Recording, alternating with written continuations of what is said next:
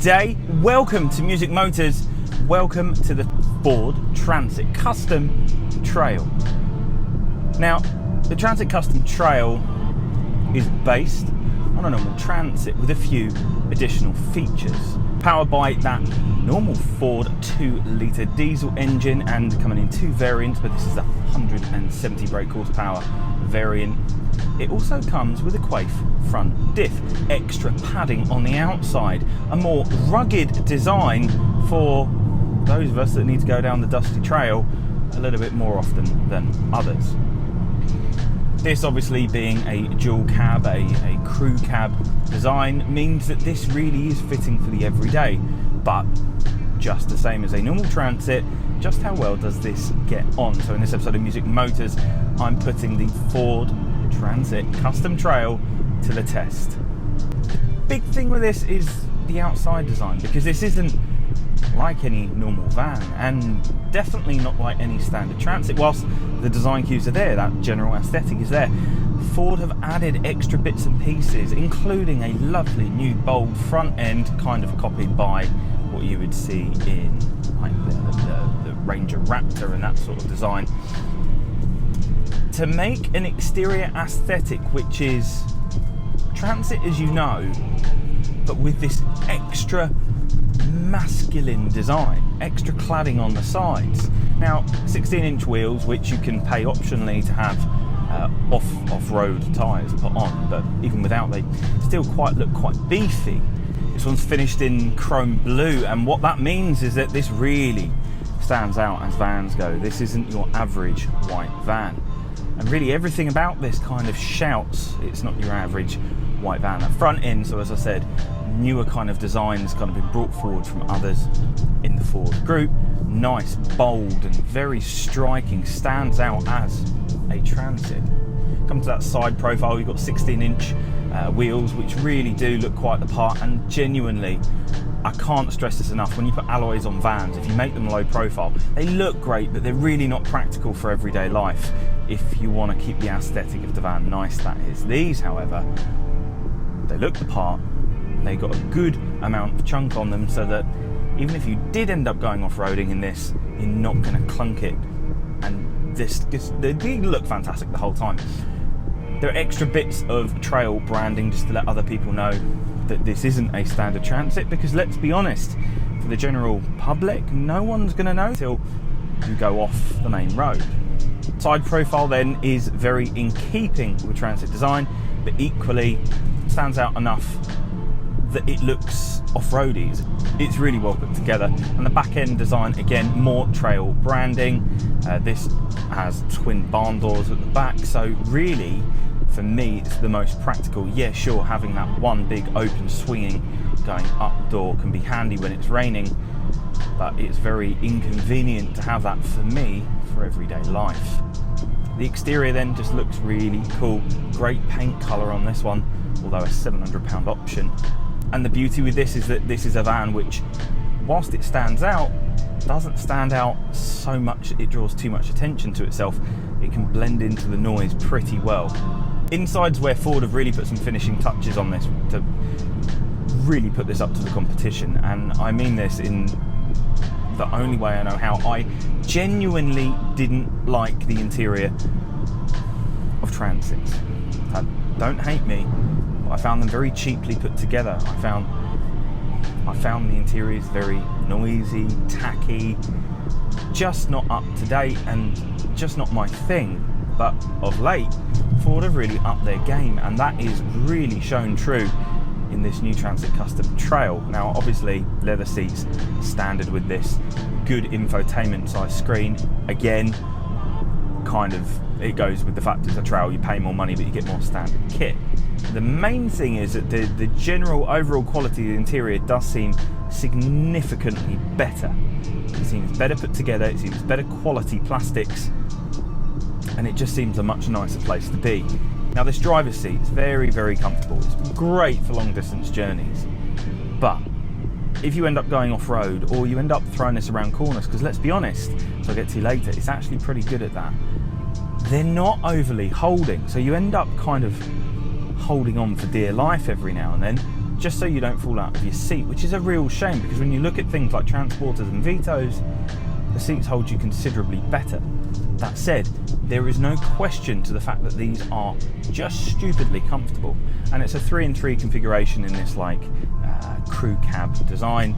And the one thing I would say is that they are 3 good sized seats, not like the biggest of the class, but comfortable enough for even longer distance if you had 6 people in the cab with you. Visibility is pretty good from the driver's position. Genuinely don't really feel like you can't see anything at any point. There's no massive blind spots, and the only blind spots that you could possibly have, well, it's got a blind spot monitor on it, so, well, no blind spots anymore. As I said, the infotainment really good. It's got Apple CarPlay, Android Auto. The sound system itself is a little bit of a letdown in that it sounds good once I've fiddled with it a lot. And when I say fiddled with it a lot, I mean I've done some very OTT adaptations to make it sound good. But that said, once it's done, it is reasonable. Speaker placement's a little bit weird, but as a van sound system goes, it's pretty decent. Technology-wise, the interior is absolutely bundled, and I mean literally bundled with technology, like automatic headlights, automatic high beam lane keep assist, a really clever speed limiter. So you put it on and it knows where you are, knows what the speed limit is, not only just reading road signs, but also GPS technology. So as a result, if you want to drive around on the limiter, you will never speed, because it will just go, oh no, wait, we've just entered a 20. Better not accelerate. Rear comfort wise, I mean those 3 seats, reasonable amount of space, they're pretty comfortable, a reasonable amount of legroom, and obviously for the whole cab, an extremely good amount of headroom. As vans go and as crew cabs go, this is pretty quiet as well. It helps that there's a little bit more chunk on the tyres to soak up the road noise, but genuinely it's just really quiet and quite placid, and it's just a really good place to be. Load capabilities wise, even though this has off-road capabilities and it has a quaff diff, the load capabilities are still just as good as the standard dual cab crew cab van. This means that you can quite easily fit a good amount of cargo back there. You can fit a Euro pallet or even a standard pallet with absolute ease, but equally it's got a bulkhead in here to keep everything properly protected, and it's not a bulkhead that's so far back that you lose a lot of load space. It genuinely means, especially if you have a longer one like this, you have a huge amount of load space, huge amount of cargo area to deal with. Put any cladding in or any extra storage as you need it. The performance, so I've not really been able to find too much out. I know this is 170 brake horsepower. I know it has bundles of torque, but for the life of me, I couldn't find out anywhere exactly how much torque it had. But the big thing was quaff diff, because this helps with on-road and off-road performance. No more worrying that you've gone into some mud on a building site and you're spinning a wheel that has no grip, even though the other one has absolutely plenty, and now you're planted and you're having to call your mate in the JCB to come and pull you out. This locks itself down and gets on and does a superb job off-road. And even as a 2-wheel drive, bearing in mind this is not a 4-wheel drive, even as a 2-wheel drive, it's very capable. If you want to go for 4-wheel drive, then you need to go for the big Transit. On road though, that quaff diff means that off the mark, you could really go for it and notice that this connects with the road much better than the standard van, and I mean like in a considerably massive way. This is the same diff that we see in like Fiesta ST, Focus ST, so it is a good diff, and it means that everything's been put down as it should. In corners, this doesn't really feel too heavy.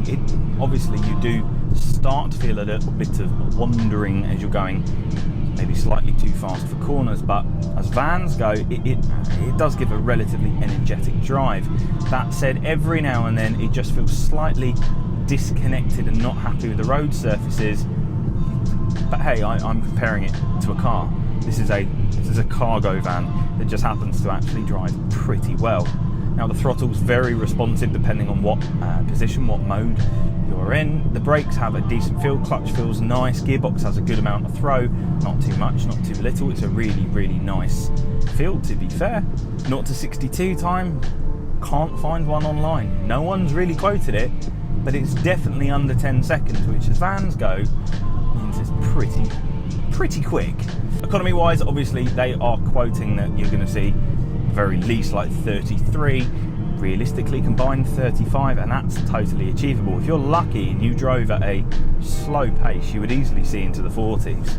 And what I found is that kind of average daily driving combined, but mainly back roads, 33.8 to the gallon, which by all means is actually quite a good amount of economy. So put that whole thing together, this handles relatively well, it's got a good amount of get up and go, it feels pretty well, and it's got a good amount of economy. It means Ford's got a really, really good kind of balanced package when it comes to the performance of this van.